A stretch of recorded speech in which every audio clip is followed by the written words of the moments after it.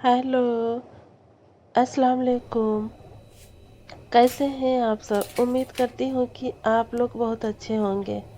Guys, आज मैं बनाने जा रही हूँ चिकन, जो इस तरह से है।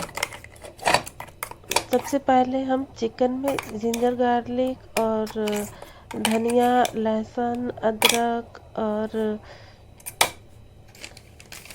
मिर्चा पाउडर, जीरा पाउडर, काली मिर्च पाउडर, दही, नमक सब मिलाकर और मैं इसको आधे घंटे के लिए रख दूंगी।